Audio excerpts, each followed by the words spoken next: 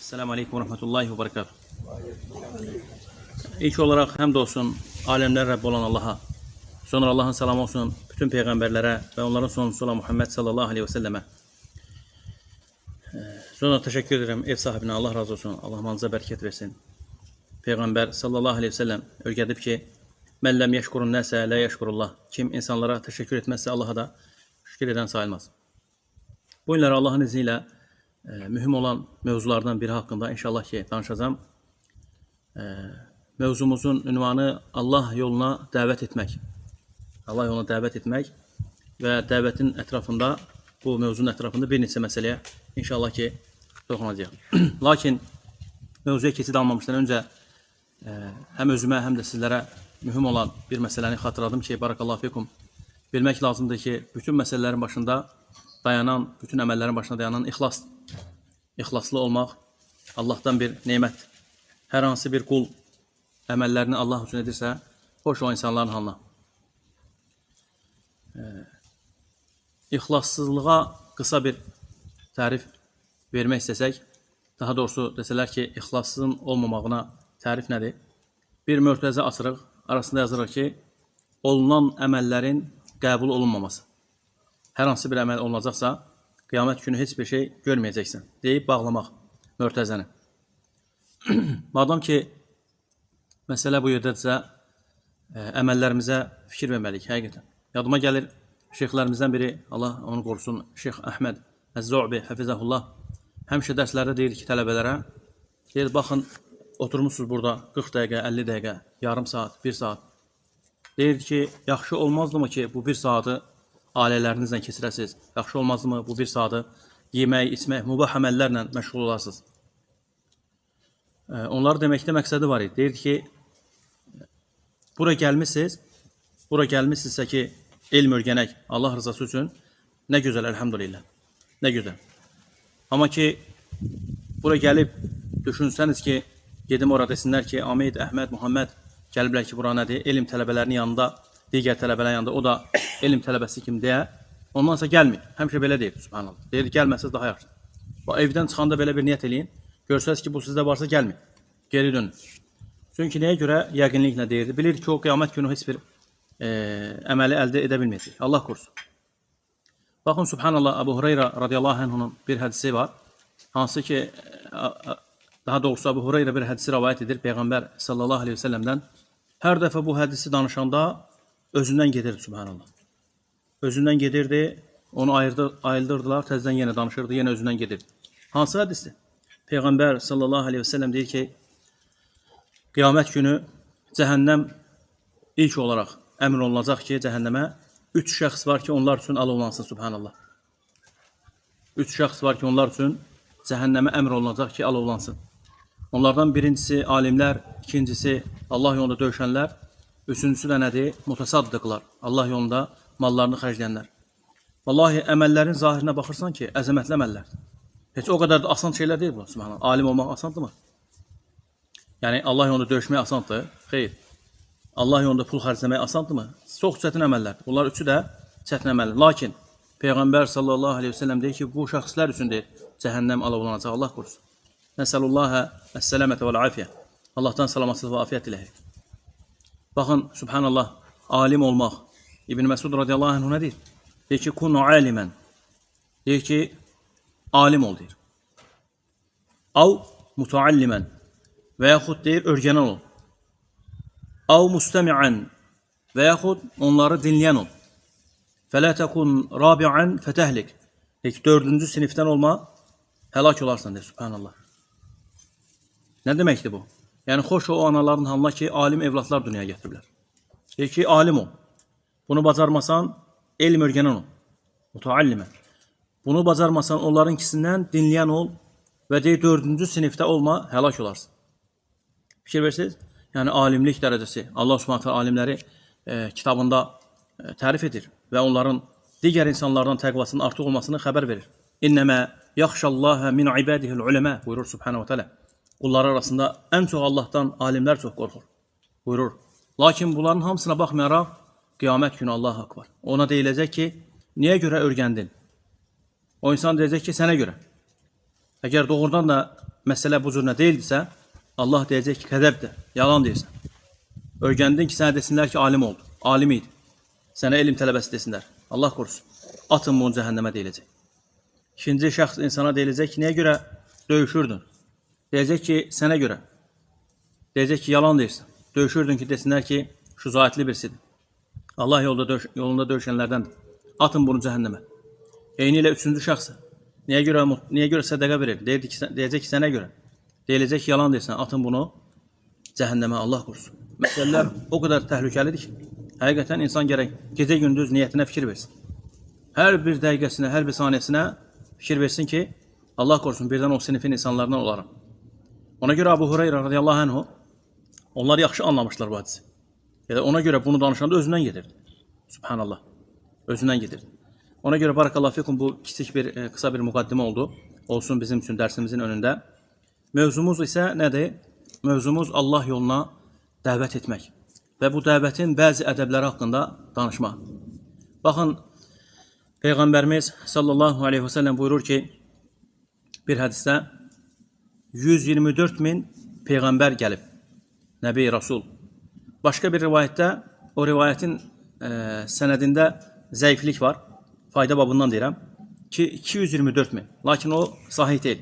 Sahih olan odur ki, nədir? 124 min Nəbi və Rasul gəlib. Peyğəmbər sallallahu aleyhi və səlləm deyir ki, elə bir Peyğəmbər gətiriləcək ki, qiyamət günü. Tək olaraq gətiriləcək. Tək olaraq. Gələcək, yanında heç kim olmayacaq. Və başqa bir Peyğəmbər gələcək, yanında 2 nəfər, 3 nəfər. Bunlar haqqında inşallah danışacağım. Müstəqil məqamı gəlib çalacaq. Nəyi demək istəyirəm? O cür ümmətlərin içərisindən, bütün ümmətlər içərisindən hamısının özlərinin, əksəriyyətin özünün şəriəti olub. Bəzi Peyğəmbərlər var ki, ikisi bir şəriəti davam ediblər. İkisi bir şəriəti davam ediblər. Misal üçün Musa aleyhissalam gəlib bir şəriətlə, İsa da onu davam edib. Allahın salamı olsun. Lakin əksəriyyətinin özünün şəriəti olub. Allah subhanahu wa ta'ala bütün bu ümmətlərin içərisindən, bütün bu ümmətlərin içərisindən ən xeyirli ümməti zikr edir, xəbər verir. Kuntum xayra ümmətin uxricət linnəsi. Subhanallah. Allah subhanahu wa ta'ala deyir ki, siz deyir, ümmətlər içərisindən ən xeyirli ümmətsiniz ki, çıxardırılmısınız. Diqqətli olaq, bu mövzu o qədər əzəmətli mövzudur ki, Allah bizə nəsib eləsin bu mövzunu fəhm eləməyə və sonra buna əməl etmək. Buyurur ki, subhanahu wa ta'ala, kuntum xayra ümmətin. Siz deyir, ümmətlər içərisində ən xeyirli ümmətsiz. Çıxardırılmısınız. Nəyə görə ey Rəbbimiz bizi çıxartmısan? Tə'muruna bil ma'rufi və tənhavna anil munkar. Siz yaxşılıqları əmr edib, pisliklərdən çəkindirirsiniz. Yaxşılıqları əmr edib, pisliklərdən çəkindirmək. Sonra başqa bir ayədə Allah Subhanahu taala buyurur ki: "Və men ahsanu qawlan mimmen da'a ila Allah və amila salihan və qala innani minel muslimin." Deyir, o kəsdəndir yaxşı kim ola bilər ki, nə edir? Və men ahsanu qawlan mimmen da'a ila Allah. Allah yoluna dəvət edir və salih əməl iş görür. Və sonra deyir ki, mən müsəlmanlardanam. Allah deyir ki, bundan yaxşı kim ola bilər? Fikir versiniz. Və men ahsanu. Burada ərəb dili bilən qardaşlar bilirlər ki, əhsən isim tafdildir. İsim tafdil yəni nə deməkdir? Biri var həsən, biri var əhsən, biri var kəbir, biri var əkbar. Biz ona görə namazlarda nə deyirik? Allahu əkbar. Allah daha böyükdür. Allah ən böyükdür subhanahu wa ta'ala. Biz demirik ki, Allahu kəbirun. Belə demirik. Deyirik ki, Allahu əkbar.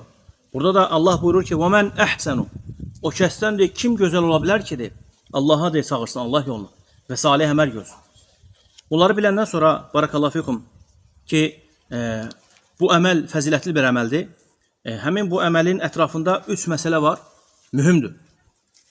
Son dərəcə içdiyimiz sudan, yediyimiz yeməkdən də nədir? Çox mühüm məsələlərdir, vallahi ki. Bunları biz bilməliyik ki, həmin bu Allah subhanahu wa ta'ala bizi o ümmətlər içərisindən çıxardıb, biz nə cürə dəvət etməliyik.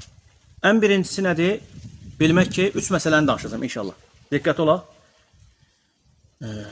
Ən birincisi odur ki, bu din İslam dini. Bizim atalarımızın, babalarımızın dini deyil. Bu din kimin dinidir? Allah'ın. Bu nə deməkdir? O deməkdir ki, Amid, Əhməd, Muhammed, Əli, Vəli istədiyi kimi dəvət edə bilməz. Sən istədiyin kimi danışarsan, atanın, babanın nəsil əcabətindən. Amma sən Allah'ın dinindən istədiyin kimi elə bilməzsən. Ən birinci məsələ budur və mühüm məsələdir. Sən düşün ki, Allah'ın dinindən danışarkən, istədiyin kimi danışanda nə olur? Fəsad edirsən, Allah qorusun. Fəsad edirsən. Və üstəlik də Allah qorusun özünü yükləyirsən və qiyamət günü də neçə-neçə insanların yükü sənin belinə gələcək, boynuna gələcək. Allah buyurur ki, Subhanahu wa ta'ala لِيَحْمِلُوا أَوْزَارَهُمْ كَامِلَةً يَوْمَ الْقِيَامَةِ deyir ki, onlar qiyamət günü yüklərini tam şəkildə çiyinlərinə alacaqlar. Yəni, istərsə savab olsun, istərsə nədir? Günah olsun. Bununla bitmir, Subhanallah. وَمِنْ أَوْزَارِ الَّذِينَ يُضِلُّونَهُمْ بِغَيْرِ عِلْمٍ və həmçinin o şəxslərin də yüklərini çiyinlərinə alacaqlar ki, nədir? Elimsiz şəkildə o insanları aldadırdılar. Düşünün ki, Allah qorusun, Subhanallah. Bir nəfər gəlib qiyamət günü nə qədər öz üzərində, çiynində yüklər var. Və yüzlərlə insan gəlir. Hamı gəlir bir-bir deyir ki, bax sən mən deyir, aldatmışdın deyir. Sən mənə demişdin deyir. Sən məni buna dəvət etmişdin. Allahu Akbar. Bu olduqca mühümdür, Subhanallah. Və insan düşünməlidir ki, Allah qorusun. Allahın dinindən danışırsa, nə etməlidir? Mütləqdir ki, Allahın dinini öyrənsin. Allah yoluna dəvət edən adam nə etməlidir? Elmlə dəvət etməlidir. Allah qorusun, elm olmayanda istər-istəməz sən nədir? Nəfsinə qapanacaqsan, nəfsi istəklərin, emosiyaların və s. səni başqa-başqa yollara yönədəcək. İstər-istəməz sən nə edəcəksən? İnsanları Allah qorusun azdıracaqsın. Bunun da nəticəsini gördük də. Bunun da nəticəsi necə də təhlükəlidir. Allah Subhanahu wa ta'ala buyurur ki, Ələ sə'ə mə yezirun. Nə cürdə deyir, pistir deyir. Onların deyir, götürdüyü yüklər. Məfhumdur bu qayda. Biri var insanın özünün yükü olsun. Özünün yükü olsun. Bir də var nədir? O insanları da hansı ki azdırıblar. Allah qorusun onların da yüklərini. İnsan öz çiyinlərinə alacaq. Sonra başqa bir ayda Allah Subhanahu wa ta'ala buyurur ki, قُلْ إِنَّمَا حَرَّمَ رَبِّيَ الْفَوَاحِشَ مَا ظَهَرَ مِنْهَا وَمَا بَطَنَ De ki, Rəbbim deyir, gizlidə və aşkarda olan bütün fuhuşları hamısını haram etdi. Rəbbim Subhanahu wa ta'ala gizlidə və aşkarda olan bütün fuhuşları haram etdi. وَالْإِثْمَ وَالْبَغِي Günahı, zinanı بِغَيْرِ الْحَقِّ وَأَنْ تُشْرِكُوا بِاللّٰهِ مَا لَمْ يُنَزِّلْ بِهِ سُلْطَانًا Allaha şərik qoşmağı, hansı ki bu Allahın Subhanahu wa ta'ala'nın haqqı deyil. Allaha şərik qoşmaq, hansı ki bu şərik qoşmaq nədir? Allahın haqqı deyil. Allah Subhanahu wa ta'ala necə buyurur? وَعْبُدُ اللّٰهَ وَلَا تُشْرِكُوا بِهِ شَيْئًا Allaha ibadət edin, ona heç bir şey əmir, ona heç bir şey ortaq qoşmayın. Bu Allahın əmridir ki, insanlar Allaha ibadət etsinlər və bu ibadətlərdə heç bir məxluq Allaha şərik qoşmasınlar. Və sonra buyurur ki, Subhanahu wa ta'ala ayənin sonunda وَأَنْ تَقُولُوا عَلَى اللّٰهِ مَا لَا تَعْلَمُونَ Və Allahın adından bilmədiklərinizi demək. Bu da dərslərin birində qeyd etmişdik ki, Necür ki İbn Qayyim rahimehullah deyir ki, şirkdən böyük günahdır. Allah qorusun. Şirkdən böyük günah nədir? Allahın adından danışmaq. Ona görə insan gələ nə etsin? Həzər etsin ki, Allahın dinindən danışanda elmli şəkildə. Və sonra barakallahu fikum birinci mərhələnin içərisində başqa bir məsələ də var. Sən Allahın dininə dəvət etdikdə hikmətlə, hikmətli dəvət etməlisən. Allah buyurduğu kimi Subhanahu wa ta'ala. Və sonra sənin üçün ən gözəl nümunə olan dəvətdə kimlərdir? Peyğəmbərlər. Bilirsiniz, bütün peyğəmbərlər. وَلَقَدْ بَعَثْنَا فِي كُلِّ أُمَّةٍ رَسُولًا أَنِ اعْبُدُوا اللّٰهِ Bütün peyğəmbərləri Allah buyurur ki, göndərdi ki, neynəsinlər? İnsanları Allaha dəvətə çağırsınlar. Bütün peyğəmbərlər bunun üçün gəlib, subhanallah. Lakin nə cür? Lakin nə cür? Bax, burada sualdır. Baxmaq lazım, biz də həmin o peyğəmbərlərin tariqində, yolundayıq, yoxsa yox. Baxın, Nuh aleyhissalam, Allahın salamı olsun, 950 il Allah yoluna dəvət edir. Allah Quran-ı Kərimdə onun haqqında deyir ki, 1000 ildən 50 il əksik. Yəni 950 il yaxşı deyildi. Çox qardaşlar səhv salır. 950 dəvət müddəti idi. Dəvət müddəti. Və dəvəti də nə idi? Gecə gündüz. Rabbi da'avtu qavmi leylən və nəharan. Subhanallah. Rəbbim deyir, gecə gündüz deyə qövmümü dəvət etdi. Gecə gündüz dəvət etdi. Baxın Nuh aleyhissalamın yəni təfsirçilər nə deyirlər onun haqqında? Deyirlər ki, Nuh aleyhissalamı ağzını bağlayırdılar, tuturub ağzını bağlayırdılar. Deyək ki, əgər bizim şəriətdə olduğu kimidirsə, namaz yerləri, namazda səcdə olunan yerlər, əllərinlə göstərir. Subhanallah. Əllərinlə deyir ki, səcdə edin. Rabbi da'avtu qavmi leylən və nəhar. Deyir, Rəbbim deyir, gecə gündüz dəvət edir. Gecə gündüz, subhanallah, açıq aşkar, gizlidə. Harada o dəvət edir, aleyhissalam. Və dəvətdə nə cürünə hikmətli. İbrahim aleyhissalamın bildiyiniz kimi Lut aleyhissalamın qövmünə bəla gələndə Lut İbrahimin qardaşı oğlu idi. Lut aleyhisselam İbrahim aleyhisselamın qardaşı oğlu. İbrahim Lutun əmisi idi. Həmin o mələklər gələndə, subhanallah, əzab mələkləri İbrahim aleyhisselam onlarla orada höcətləşir.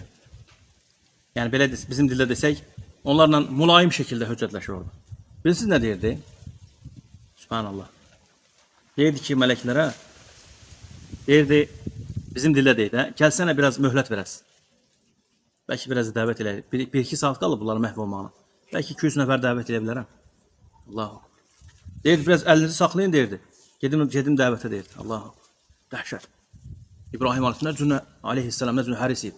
O bilirsiniz nəyə həris idi? İndi 3-cü mərhələdə gələcək. Niyə görə həris idi?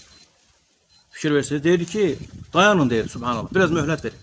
Axırda Allah subhanallah dedi ki, onların əzabı gəlib satıb. Luta əmr etdi ki, sən də, sənin alən də geri dönmədən, geriyə baxmadan irəli git.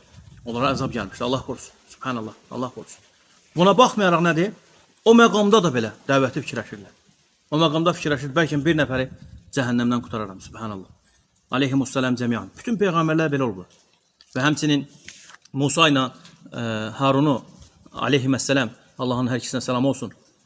Allah subhanahu wa ta'ala göndərəndə Firavunun yanına nə deyir? Ona deyir, gözəl sözlər deyin. Fikir versiniz. Əslində Allah bilirdi ki, o qəbul eləməyəcək. Allah bilirdi ki, Musa da, Harun da ondan güclüdür. Allahın izni ilə. Lakin burada Allah bu cürünü etməkdə hikmətlərindən biri budur ki, bizi örgədirdi Allah subhanahu wa ta'ala.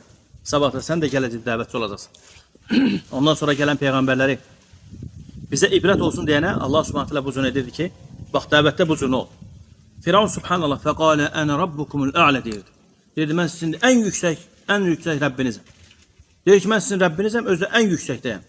Allahu akbar. Buna baxmayaraq Allah subhanahu wa ta'ala ən gözəl üslubu seçir. Subhanahu wa ta'ala. Subhanahu wa ta'ala. Barakallahu fikum. Bu birinci mərhələ. İkinci mərhələ dəvətdə nədir? Bəzən olur ki, biz fikirləşirik ki, güya ki, yəni lisan-ı hal deyirlər də, halımızın dili onu göstərir ki, güya ki biz hidayət veririk. Bu xatadır, subhanallah. Hidayəti verən Allahdır. Hidayəti verən kimdir? Allah. Bizim üzərimizə düşən nədir? Birinci mərhələ. Hikmətlə, ədəblə, elmlə, əxlaqla dəvət elə. Sən dəvət elə, elhamdülillah. Allah subhanahu ta'ala kimə hidayət verəcəksə, verəcək. Yəni, biz onun üçün özümüzü həm çox, yəni belə deyək də, həlak etməməliyik. Nə barədə? Dəvətə həris olmaq başqa şeydir. Amma həlak etmək başqa şey. Baxın, Peyğəmbər sallallahu aleyhi ve sellemin əmisi dünyasını dəyişəndə Allah Resulü sallallahu aleyhi ve sellem gəlir nə deyir? Ya əmmi qul la ilahe illallah. Deyir, ey əmmi deyir, la ilahe illallah deyir. Sənin üçün Allah qatında şəfaatçi olur. Onun əmisinə hidayət verə bildi mi Peyğəmbər sallallahu aleyhi ve sellem? Verə bilmədi. Hidayət kimin əlindədir? Allahın subhanahu wa ta'ala. Bu ikinci mərhələ, bu da mühüm məsələlərdən. Bəzən olur ki, biz kiməsə dəvət edəndə hücum kimi eləyirik. Hücum kimi eləmək lazım deyil. Biz deyəcəyik uzaqdan, elhamdülillah, dəvətimizi çatdıracaq Allahın və Rasulunun dediyi kimi, çəkilib kənara dayanacaq. Hidayət verən Allahdır. İstərsə Allah subhanahu ona hidayət verəcək, istərsə də verməyəcək. Sonra üçüncü məsələ, dəvətdə ixlaslı olmaq. İndi bir sual verəcəm. Dəvətçinin ixlası nə vaxt üzə çıxır? Sual təzən verəm. Dəvətçinin ixlası nə zaman üzərə çıxır ki, bu adam dəvətində ixlaslıdır? Kimsə bilir mi cavab? Bilirsiniz yazın. Dəvət etdiyi adamın ona qarşı çıxmağı və ya da insanların ona qarşı çıxmağı, yəni çətinlik baş verəndə orada səbr etmək. Yox, bu deyil. Bu ona biraz yaxın cavabdan o deyil. Bu mühüm sualdır, subhanallah. Və əksər qardaşlar bunu bilmirlər, Allah haqqı. Bəli, Səmran müəllim. Dəvət olunanın halını düşünməkdə, yəni onun halına yapmaq. Əhsən, barakallahu fikum. Baxın İbn Hüseymin rahimehullah üç əsasın şərhində nə deyir? Deyir ki, dəvətçinin deyir, ixlaslı deyir, o vaxt üzərə çıxır ki, deyir, qarşı tərəfə xeyir istəmək. Sən dəvət eləyəndə fikirləşmə ki, deməsinlər ki, maşallah, filankəs bağladı. Bu varsa bu dəvətdə ixlas yoxdur. Biz Allah korusun, bunlar hamısı cahil söhbətlər. Biz bağlamaq üçün, biz qalib gəlmək üçün, biz futbol oynamırıq ki. Biz Allah onu dəvət edir. Dəvət eləyəndə necə olmalıdır? Biz qarşı tərəfə, misal üçün bir Yahudi Nasrani gəlir. Mənim ona elə qayğım olmalıdır ki, dəvət qayğım ki, subhanallah, kaş ki buna inəyirdi, kaş ki İslamı qəbul edərdi. Madam ki, mən ona istəyirəmsə ki, o da cəhənnəmdən qutarsın, cənnətə getsin, haqq yolu tutsun, əlhamdülillah, bu dəvətdə mən nəyəm? İxlaslıyam.